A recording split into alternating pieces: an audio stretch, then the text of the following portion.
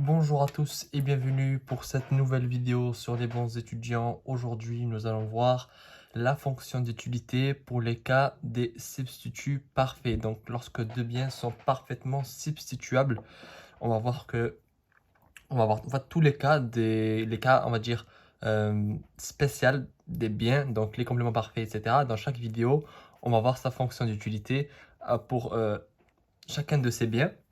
Donc dans cette vidéo-là, on va voir la fonction d'utilité des substituts parfaits, comment elle se construit, l'auto 1 pour 1, l'auto 2 pour 1, et puis on va voir la formule générale en fait, pour que vous puissiez à chaque fois qu'on parle de substituts parfaits, inventer, parce que souvent on va vous demander de créer une fonction d'utilité en vous décrivant les préférences d'un consommateur. On vous dit construire une fonction d'utilité qui peut être celle de ses préférences. Donc, juste avant que la vidéo commence, je vous rappelle qu'il y a en description plusieurs liens, plusieurs bons plans pour gagner de l'argent, pour en économiser. Pour les étudiants, ça va sûrement vous intéresser, allez voir ça. Et commençons la vidéo sans attendre. Alors, deux biens sont des substituts parfaits si le consommateur, donc ça c'est un petit rappel, si le consommateur est disposé à substituer un bien à l'autre à un taux constant.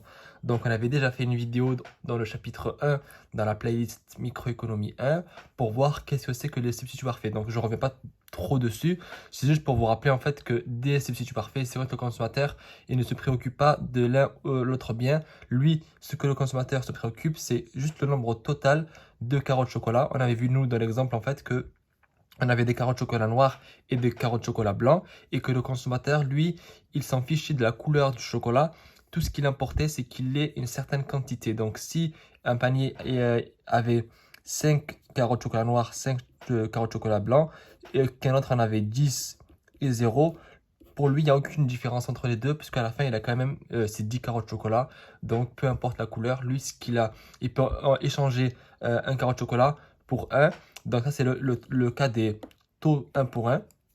Et donc, pour construire la fonction d'utilité dans le cas des substituts parfaits, lorsque le taux est de 1 pour 1, c'est-à-dire si on lui enlève un carreau de chocolat noir, il faut qu'on lui redonne un carreau de chocolat blanc. Donc, le taux est de 1 pour 1. Dans ce cas-là, la fonction d'utilité se construit de cette manière-là, d'accord? Donc, c'est x1 plus x2.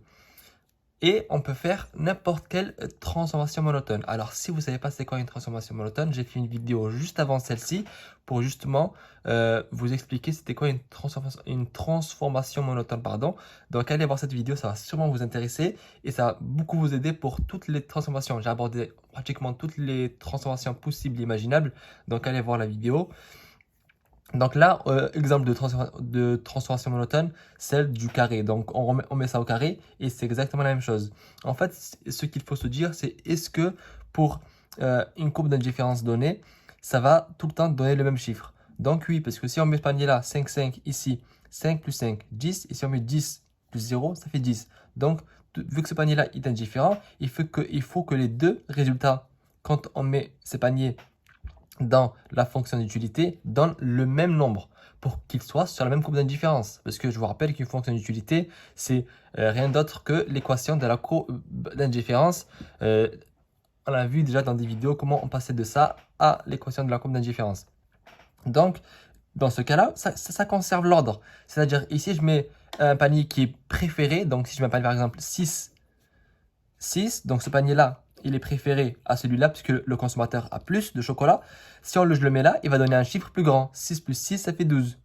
Donc là, la fonction d'utilité, elle est correcte parce que elle donne le même résultat pour des paniers qui sont indifférents entre eux. Donc que le consommateur, il s'en fiche entre guillemets des deux. Donc les deux, ça l'intéresse. Et les deux, il est indifférent entre les deux. Et en plus, ça donne des résultats plus grands aux paniers qui sont préférés. Donc, ça vérifie toutes ces conditions. Donc, cette fonction d'utilité est correcte. Maintenant, bon, ça c'est l'exemple, on va dire, le plus simple. Le taux de 1 pour 1, c'est vraiment l'exemple le plus simple. Mais on a aussi le taux de 1 pour 2. Donc, 1 pour 2, ça veut dire quoi? Ça veut dire que si vous lui retirez un carreau de chocolat blanc, il faut que vous en lui en donnez 2. Donc, lui, ce qui lui importe, c'est qu'il ait toujours un nombre. Mais par contre, il a une préférence pour le bien. Lui, parce que si vous lui en retirez un de celui-là, il faut que vous en lui donnez 2 de x1.